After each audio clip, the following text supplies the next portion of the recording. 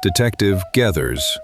By the end of the last chapter, you weren't chasing a person, you were chasing a pattern, something abstract, something that didn't even seem tied to identity. So tell me this, how do you find someone who isn't choosing victims, but moments? You stop looking for the person in the way you're used to, Leonard, and you start looking for what doesn't belong in the space between events. That was the shift that changed everything for us. Up to that point, we had been trying to connect victims through shared history, shared profession, shared conflict, things that normally define motive. But once we understood that those connections weren't driving the killings, the investigation had to move into something far less comfortable. We had to find someone who existed without leaving a traditional footprint.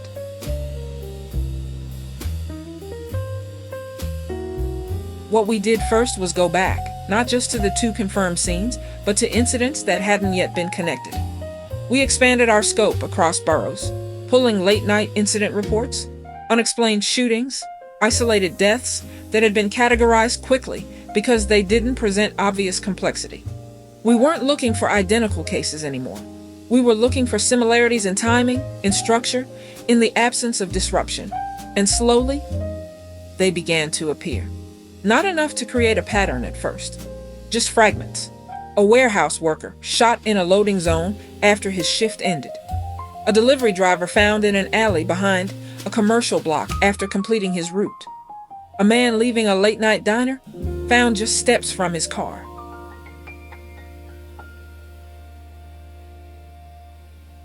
Different environments, different lives, no shared connections, but when we overlaid their timelines, they aligned in one very specific way.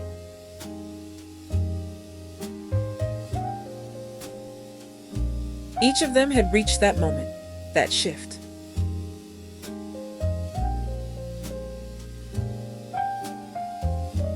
The exact point where routine had taken over and awareness had dropped. That was the thread. From there, we built something more precise. We began pulling surveillance, not just from the immediate areas of the killings, but from surrounding blocks, traffic cameras, storefront feeds, anything that captured movement before and after the moment of death. We weren't expecting to see the act itself.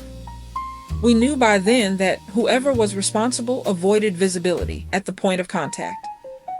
What we were looking for was consistency in the margins.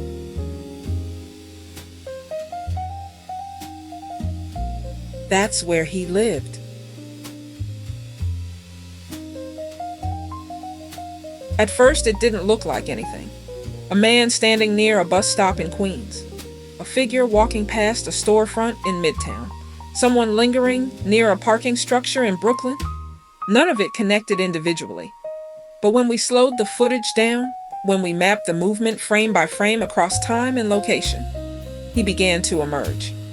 Not clearly, not completely, but consistently. Always before the moment. Always gone after it. He didn't rush. He didn't hesitate. He existed in the environment like he belonged there. That's what made him invisible. Security footage captured a partial facial impression in Brooklyn near a parking lot. It gave us the break we needed. A name. Patterson Sanders, known to police, a bouncer. Violence in his past. Manslaughter years earlier. Short stint in jail. He felt like our guy. We obtained his address through DMV records and began 24-hour surveillance. So was he aware that you were on to him? Did he change patterns? No. We were tracking behavior that repeated itself without variation. It led to his doorstep. For now, that's what allowed us to isolate him. His face, his actions, his process. His identity was the final piece of the puzzle. Once you have all of those pieces, you can anticipate the next move. We built a predictive model, not formally, but through experience. We mapped locations where routine created vulnerability, places where people transition from activity to completion. Closing times, shift changes, delivery endpoints, anywhere that the mind begins to relax because the task is finished. and then we waited.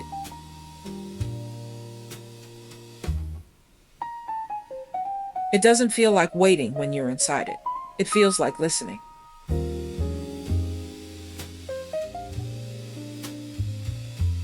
The night we found him again, it wasn't because we saw something new. It was because everything looked the same. Queens, a dark parking lot at a big box store. A man walking through the parking lot, focused on his cell phone, moving through that exact space where attention had shifted inward. And then, there he was. Not doing anything, just existing, watching. That's what made it undeniable. Because he wasn't following the man. He was waiting for the moment. We moved before the moment completed. He didn't run. That's what people expect to change when someone is caught. They expect panic, fear, some kind of break in behavior. But nothing about him broke. He turned toward us slowly, almost deliberately, like he had anticipated the interruption but didn't consider it significant. His hand moved. Not quickly, not violently. Just enough. I fired before he could finish the motion. He went down the same way every victim had. Clean, immediate, control. And in that moment, for me, the pattern ended. But the understanding didn't. And when you finally spoke to him, when he was in custody, what did he tell you? Why did he do it? He told us something that didn't sound like motive, Leonard. It sounded like belief.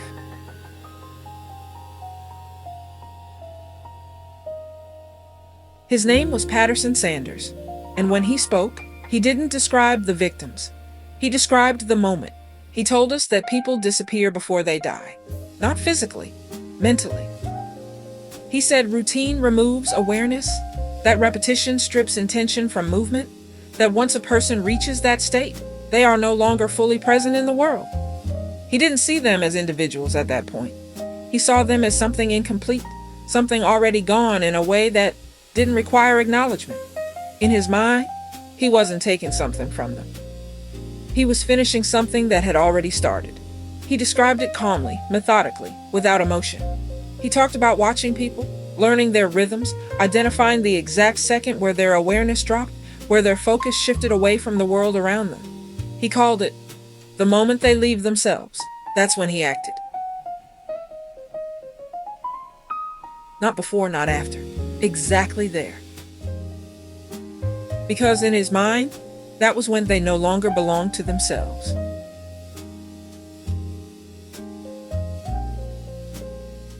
And if they didn't belong to themselves, they didn't belong at all.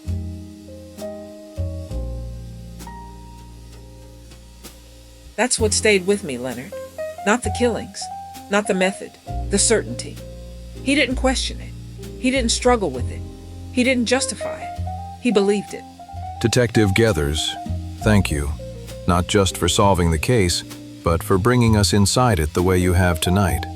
These stories don't just show us what happened, they show us how easily the ordinary can become something far more dangerous when we stop paying attention.